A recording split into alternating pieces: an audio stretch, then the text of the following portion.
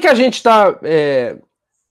De novo, estou gravando, essa aula eu vou editar e vou botar no canal.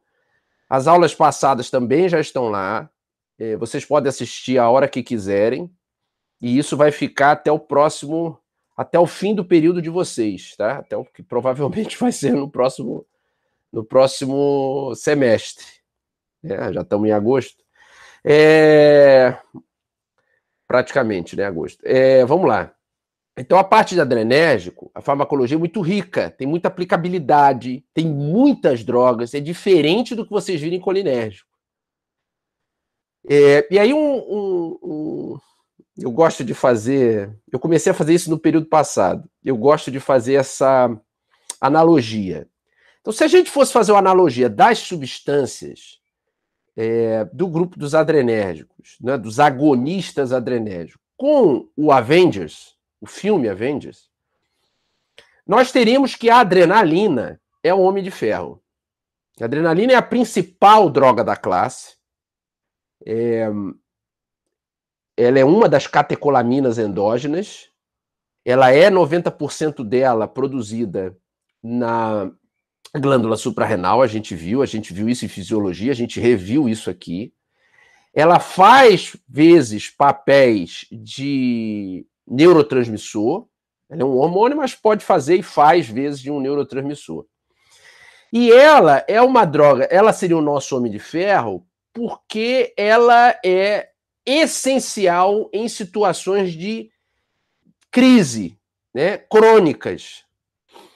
Tipicamente usada para o tratamento da sepse severa. Então, a sepse é um processo inflamatório que tem uma fisiopatologia bem rica.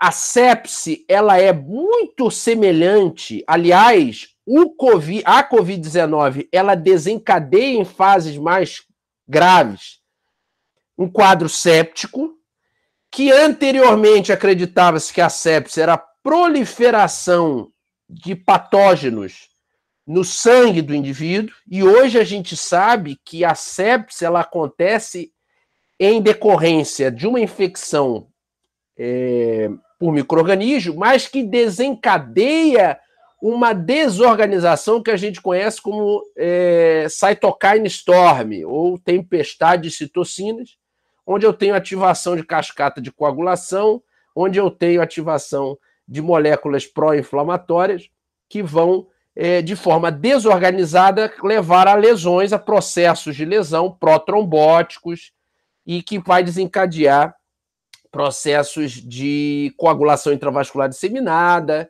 choque séptico e pode ter uma porcentagem muito alta de mortalidade nos indivíduos ao qual são acometidos pela sepse. Danos neurológicos, danos centrais, encefalopatia séptica. Então, tem toda uma característica. Que a adrenalina ela participa, porque a sepse tem uns quadros de alterações em decorrência desse processo inflamatório, aos quais a adrenalina, por exemplo, inclusive o choque séptico, pode participar, tá certo?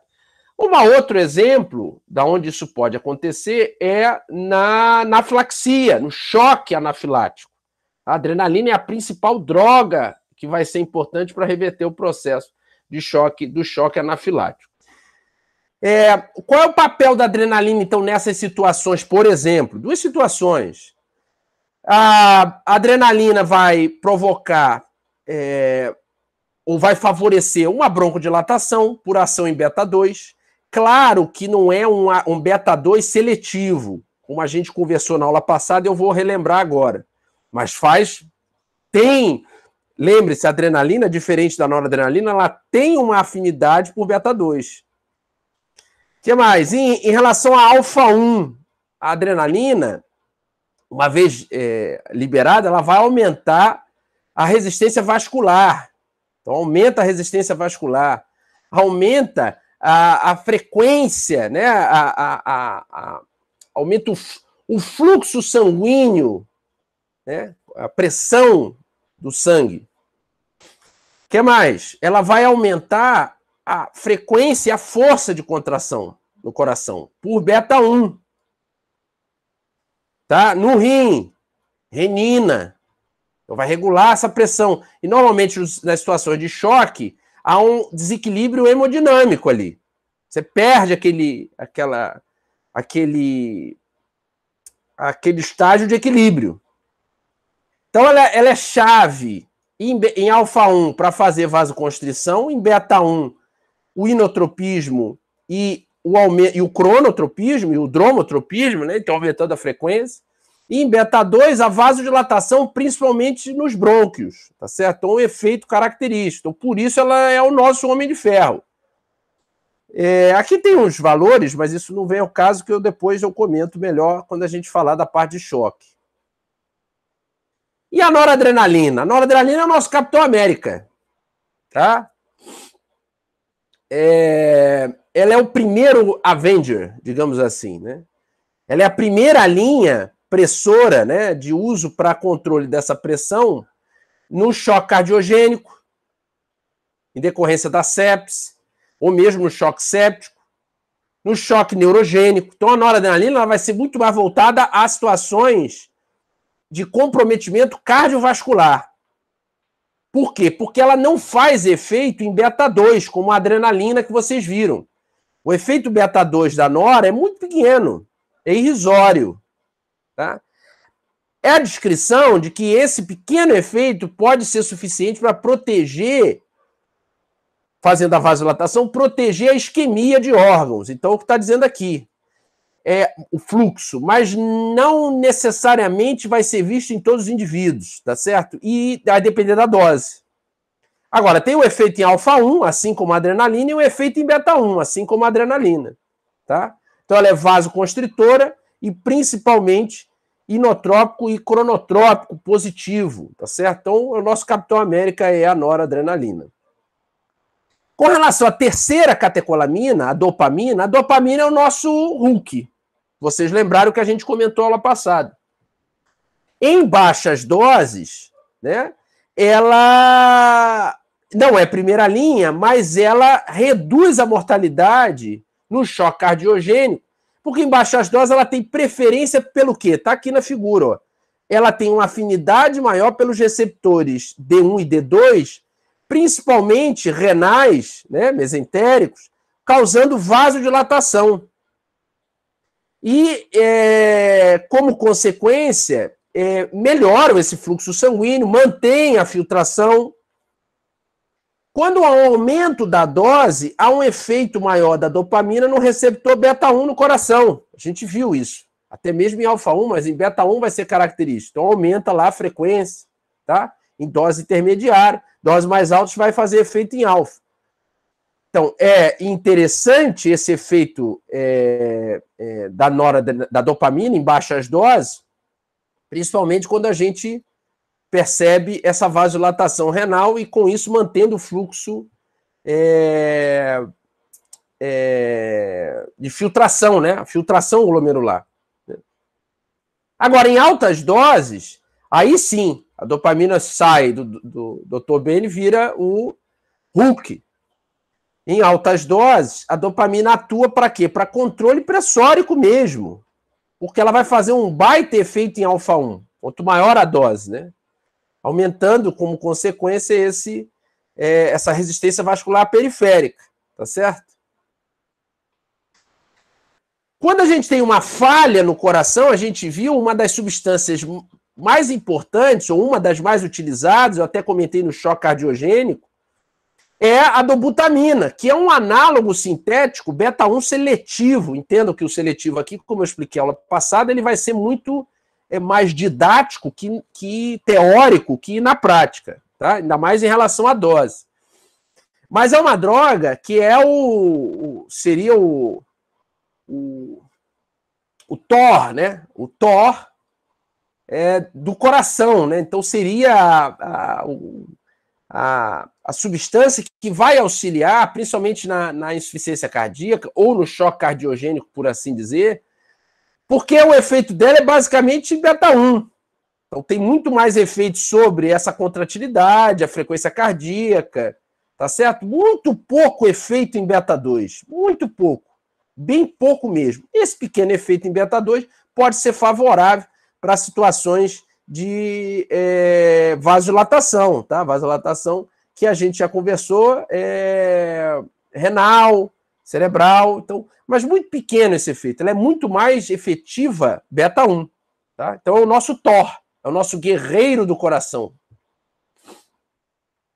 Com relação aos beta 2, que eu não comentei, eu vou falar já da anfetamina, mas com relação aos beta 2, eles são divididos hoje em 3 classes. Os de curta duração, que são os SABA, tá? Que vocês vão ver que é o albuterol nos Estados Unidos, salbutamol aqui no Brasil, que é o aerolim, tá certo?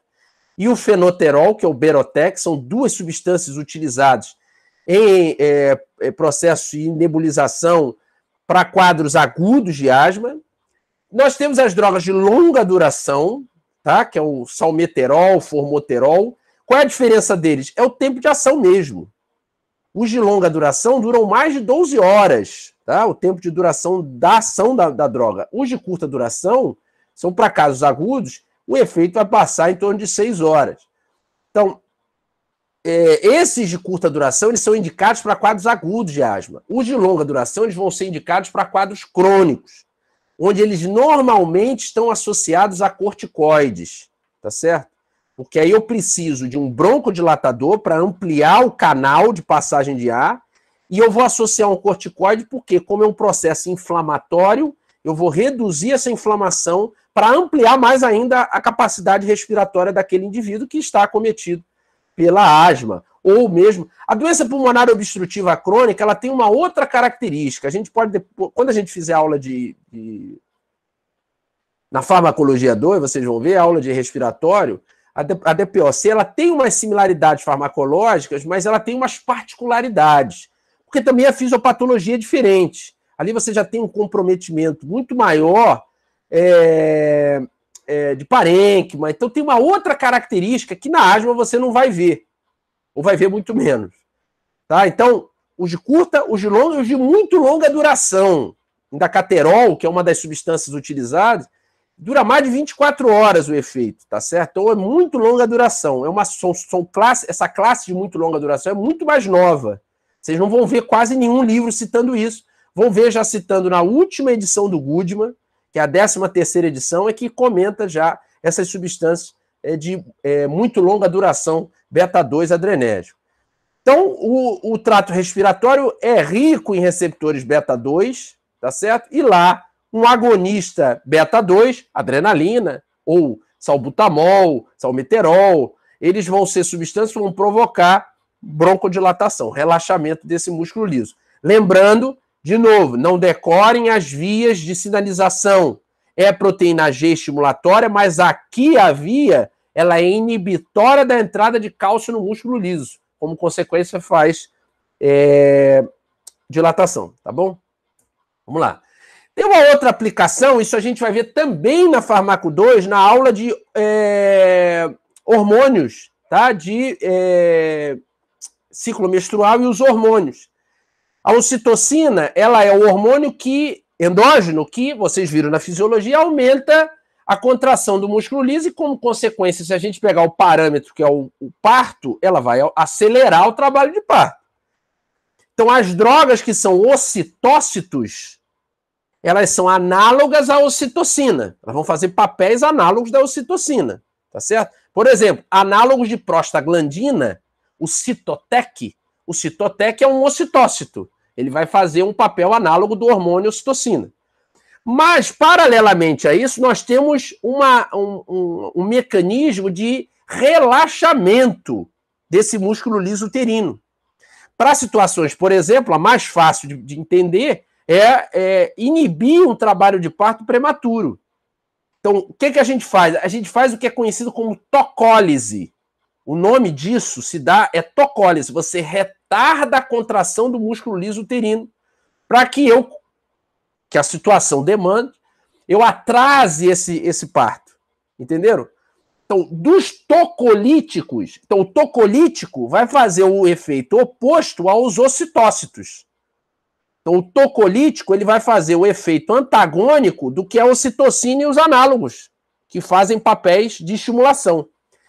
Dos principais grupos de ocitócitos estão os beta-2, como a terbutalina e a ritodrina. Por quê? No músculo liso uterino eu tenho rica presença de receptores beta-2 adrenérgicos, iguais eu tenho no pulmão. E lá, assim como no músculo liso do trato respiratório, nós vamos ter um relaxamento, uma vez que eu tenho estimulação, porque a via é de inibição da entrada de cálcio. A via muito parecida de sinalização com o que a gente encontra no trato respiratório, tá certo? Então, os beta-2 no músculo liso uterino, eles vão atuar como tocolíticos, inibindo a contração do músculo liso e, como consequência, eles vão diminuir a velocidade, retardar o trabalho de parto. Entenderam? Então, vamos lá. Eu comentei já do fenoldopan, não vou comentar de novo, é um análogo da dopamina, sintético, tá? Eu comentei da fenilefrina, isso só para vocês relembrarem. Então, a fenilefrina é um agonista alfa-1 seletivo, tá? Comentei da efedrina. A fenilefrina seria o nosso arqueiro, né? A fenilefrina, ela tem uma característica de atuar exclusivamente em alfa-1 e, como consequência, ela vai aumentar o processo, a resistência vascular periférica. E também por essa capacidade, ela é utilizada como um descongestionante nasal, como eu expliquei a vocês, num processo inflamatório, durante processos inflamatórios, por exemplo, desencadeados por infecção viral, vírus como, por exemplo, da gripe, vai gerar, ou mesmo processos não infecciosos, mas também inflamatórios, por exemplo, uma rinite alérgica, né, desencadeados por algum processo, algum fator externo ambiental, por exemplo, poeira, pelo de animal. Isso, aliás, está sendo muito característico agora dessa situação, porque as pessoas estão permanecendo muito tempo dentro de casa e usando máscara, o que o organismo humano não foi desenvolvido para permanecer muito tempo assim. Então, os indivíduos que têm algum tipo de processo alérgico, que já tem rinite, está exacerbando muito quadros agudos de rinite alérgica. Então, nessas situações inflamatórias, toda essa região ela é rica em receptores alfa-1 e ela é muito vascularizada. Obviamente, vocês já sabem disso, que processos inflamatórios eles tendem a provocar vasodilatação periférica. Tá certo? Vasodilatação na mucosa. Esse processo de vasodilatação provoca exudato, extravasamento líquido. Então a gente sabe disso. E a vasodilatação na região nasal obstrui o fluxo de ar. Então você tem dificuldade respiratória.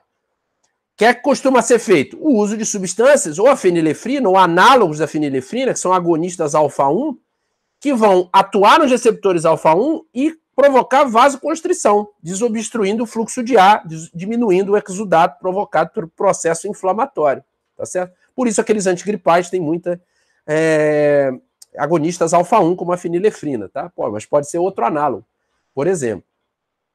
Tem uma causa reflexa de bradicardia com o uso dessas substâncias, principalmente o uso muito grande dessas substâncias. A bradicardia é por causa de baroreceptores. Você vai fazer muita vasoconstrição, isso vai ativar o sistema baroreceptor, vai dar uma descarga vagal, tá certo? Muito bem. Eu expliquei sobre a efedrina, o uso dos termogênicos, tá? Na ECA, que é efedrina, cafeína e ácido acetil salicílico, então vai aumentar, potencializar a lipólise, né? E como consequência vai atuar como termogênico. Muito bem. Vamos às anfetaminas e a cocaína, que são as duas últimas substâncias que a gente vai conversar aqui.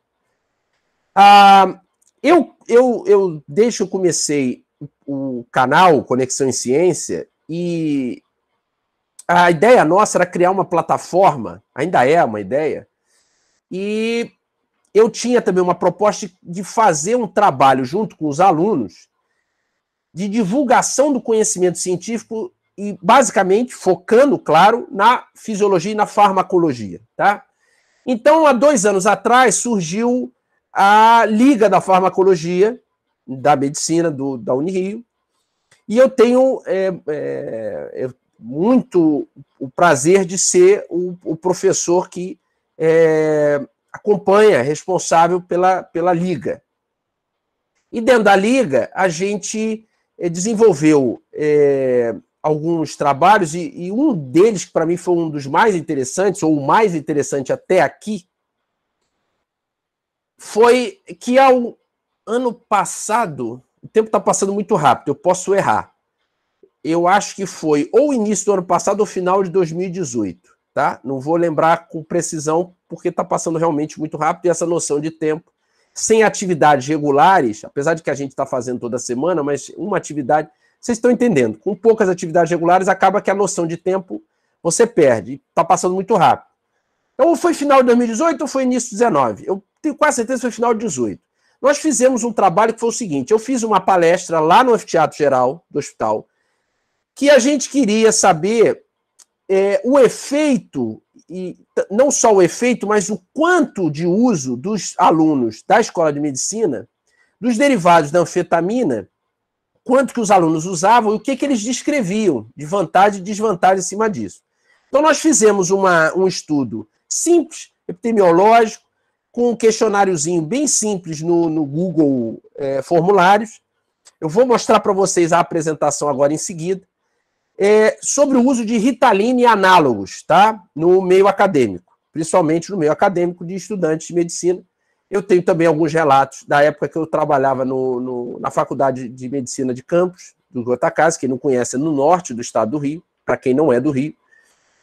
E lá também eu tive experiências bem únicas em relação a isso. E aí trouxe a ideia, a gente fez, eu já vou mostrar para vocês. A anfetamina é um agonista adrenérgico indireto. Anfetaminas, elas são estimulantes centrais, elas são substâncias que potencializam a neurotransmissão noradrenérgica, e potencializar essa neurotransmissão de forma central vai gerar algumas alterações de comportamento, de atitudes, de resposta ao ambiente. O cérebro ele tem uma capacidade, como eu disse na última aula para vocês, de plasticidade, tá? Plasticidade sináptica, que a gente chama. Então, tudo que a gente... Diário, isso é constante. Então, tudo que a gente aprende, toda informação, seja ela consciente ou inconsciente, o cérebro vai remodulando, ele vai se adequando. Constantemente ele faz isso. Claro que numa criança, isso é muito mais ativo do que num adulto, que vai ser mais ativo que no idoso. Então, com o passar do tempo, você vai diminuindo essa capacidade, tá? Mas ela não cessa nunca. Você continua sempre tendo esse potencial de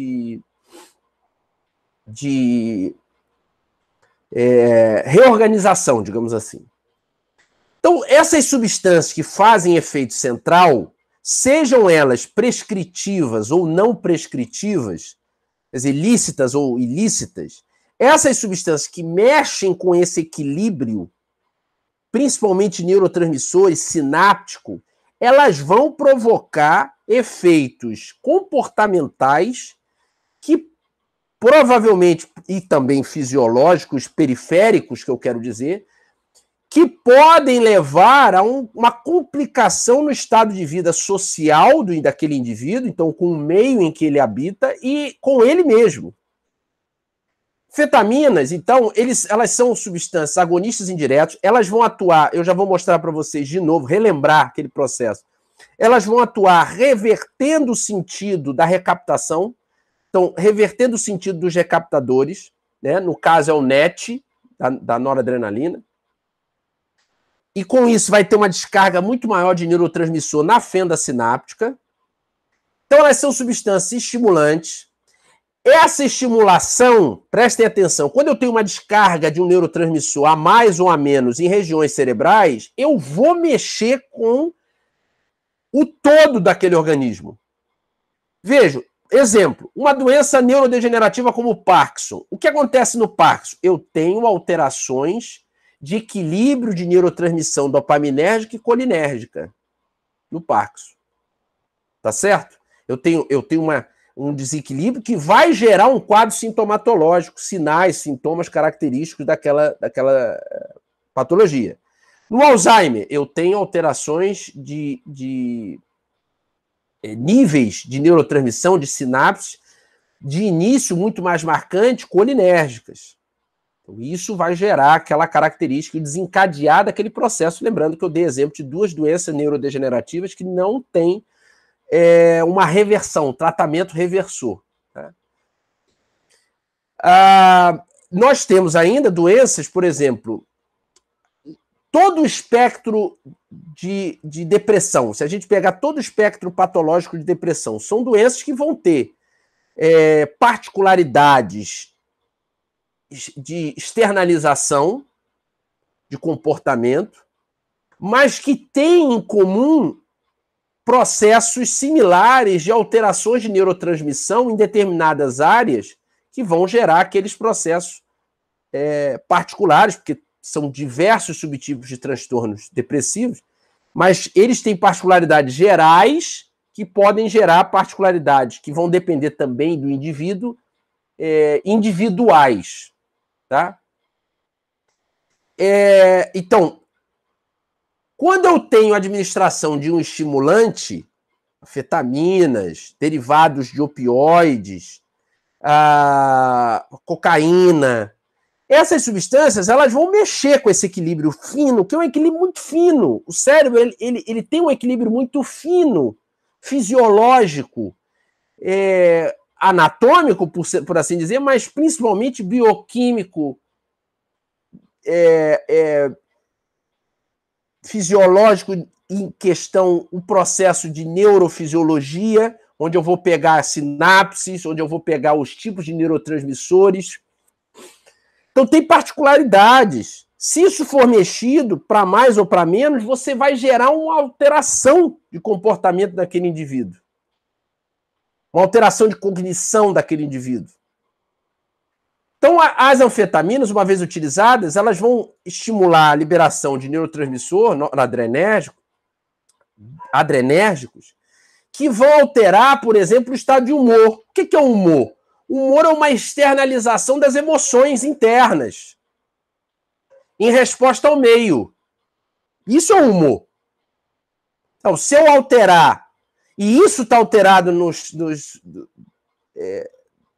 transtornos da depressão, você tem alteração de humor. Quer dizer, você reage diferente ao meio, aos estímulos do meio. Então, depressão, ansiedade, transtornos do espectro esquizofrênicos, né? A esquizofrenia, os transtornos esquizofreniformes, são doenças. Isso não é... A depressão não é uma frescura. Não é uma tristeza que passa. É um processo patológico. Tem um quadro fisiopatológico. Há dúvidas, não é uma... existem hipóteses que explicam isso, hipóteses de fisiopatologia. Essas hipóteses, elas não são, como eu próprio estou dizendo, são hipóteses, tá? Não há uma regra fechada em relação a como é essa fisiopatologia. Sempre surgem novas descobertas dentro disto, mas há já estudos robustos, já de algum tempo, mostrando como são esses processos fisiopatológicos, de alteração desse estágio de humor, que alteram o humor. E essas substâncias, elas modulam isso. Elas vão modular isso. Vão modular estado de vigília, o hipotálamo, porque ele está marcante ali, presente no sistema límbico, então vai ter participação em processos cognitivos, de emoções, de aprendizado, memória, resposta, vai ter ligação com o córtex pré-frontal. O pré-frontal é um radiador do cérebro, é o nosso filtro. Então ele filtra tudo que a gente passa, interage diariamente. O que é importante, a interação com outras regiões, principalmente sistema límbico, para ver se aquilo ali já tem o registro, é importante, então tem que ser registrado. Se não tiver o registro. Já tem o registro? Ótimo, vou ressaltar esse registro. Não tem importância nenhuma, aquilo é descartado. Então tem um processo intrínseco. Isso tudo é feito pelos bilhões de neurônios e sinapses neuronais e bilhões de células da glia que participam desse arcabouço, dessa homeostase. Qualquer substância que adentre ao cérebro e interaja com essas regiões e altere esse equilíbrio, vai gerar um processo grave, possivelmente, patológico. E que, dependendo do tempo de uso, isso vai só se agravando mais e mais. tá? Então, por exemplo, as anfetaminas, elas atuam na região hipotalâmica, no núcleo supraquiasmático, que vai estar relacionado com o apetite, com o estado da vigília, e vai alterar, por exemplo, o apetite, você vai ter uma redução do apetite. Então, quando as anfetaminas foram descobertas, no final do século XIX, e assim que elas foram utilizadas na guerra, para reduzir, por exemplo, a fadiga dos soldados e o apetite. E aí, depois começou a ser utilizada na obesidade. Porque ela é um anorexígeno, elas são anorexígenas. Ou seja, elas reduzem o apetite. Tá certo? Então, elas são depressores centrais do apetite. As anfetaminas, elas têm derivados. Um dos derivados, a metanfetamina. Quem viu Breaking Bad aí? Conhecida como Cristal ou Speed. É o quê? É um estimulante. É uma droga ilícita. Fenmetrazina. Então, isso aí é uma ótima série também. Quem não viu, veja. Eu já vou até indicar uma outra que é um documentário do Netflix, que é o Take Your Pills. Take Your Pills, tá? Depois vocês vejam que é um documentário todo falando sobre o uso dessas substâncias análogas da anfetamina para tratar transtorno de déficit de atenção e hiperatividade, tá? Que é uma das aplicações clínicas dessas substâncias, particularmente, tá? Que é o metilfenidato, que é a Ritalina, e os análogos, Venvance, vou já falar deles. Então, essas substâncias, de novo, elas vão ter um efeito central. Elas têm alta penetração central. Elas são bem lipossolúveis. E o efeito é imediato, principalmente se for por via inalatória, que é a mais aplicada, né? Seja ela por uma inalação ou mesmo por via respiratória, pelo fumo dessas substâncias.